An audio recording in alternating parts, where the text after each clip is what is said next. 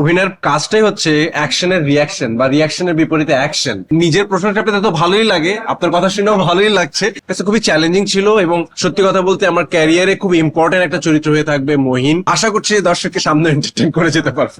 আমি একটা জিনিসই বলতে পারবো যে আমার যদি কোনো কিছু ভালো হয়ে থাকে তো আমার কলিগদের জন্যই, কারণ অভিনয়ের কাজটাই হচ্ছে অ্যাকশনের রিয়াকশন বা রিয়াকশনের বিপরীতে অ্যাকশন। অর্থাৎ আমার কো আর্টিস্টরা যদি ঠিকঠাক অ্যাকশন না দিত তাহলে তো আমি আমার পারফর্মটা ঠিক মতো করতে পারতাম না। সো আমাকে যতটুকু দেখা যাচ্ছে সেটা আমার কো আর্টিস্টের জন্যই, আমার ডাইরেক্টরের জন্যই, এবং সেটা যদি দর্শকের ভালো লেগে থাকে সেটা খুবই ভালো লাগছে।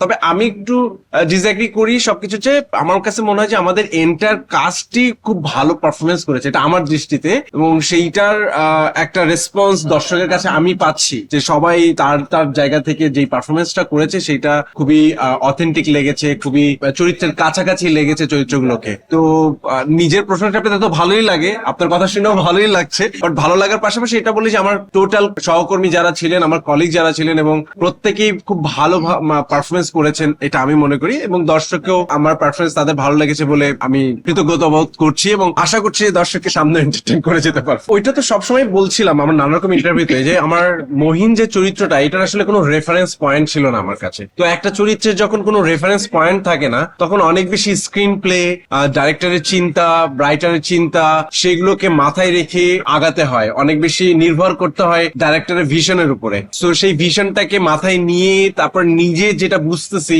নিজের একটা যে ক্যারেক্টার নির্মাণ করার যে চেষ্টা থাকে বা যে প্রস্তুতি থাকে আমার, সেই দুটো ঘটনা মিলে মহিন চরিত্রটা দাঁড়িয়েছে। তো মহিনের যে চ্যালেঞ্জটা ছিল, ওই একটা চ্যালেঞ্জই সবচেয়ে বড় চ্যালেঞ্জ, যে এটা আসলে দেখতে কেমন, ও আসলে কেমন বিহেভ করবে, ওর সোশ্যাল স্ট্রাকচার কেমন হবে, বা ও ফিলোসফিক্যালি কি চিন্তা করবে, সবকিছু আসলে ওই লেখার মধ্যেই খুঁজতে হয়েছে আমাকে, ওই চরিত্রের অবয়বটা খুঁজতে হয়েছে। বা আমার উজ্জ্বল ভাই যেই অবয়বটা চিন্তা করছিলেন, তাকে যেইভাবে দেখতে চান, তার চলাফেরা, কথাবার্তা, তার লুক, তার শরীরের গঠন কিরকম থাকবে, এই সবকিছুই তখন উজ্জ্বল ভাইয়ের যে সাপোর্ট ছিল, সেই সাপোর্টটা নিয়ে আমি চরিত্রটা দাঁড় করিয়েছি। তো পুরো বিষয়টা কাছে আমার কাছে খুবই চ্যালেঞ্জিং ছিল, এবং সত্যি কথা বলতে আমার ক্যারিয়ারে খুব ইম্পর্টেন্ট একটা চরিত্র হয়ে থাকবে মহিন। সামনেও যখন আমি অন্য কোনো চরিত্র করতে যাব, অবশ্যই এই চরিত্রের যে দীর্ঘ একটা এক্সপিরিয়েন্স তৈরি হলো আমার, সেটা ভীষণভাবে কাজে লাগবে আমার জন্য।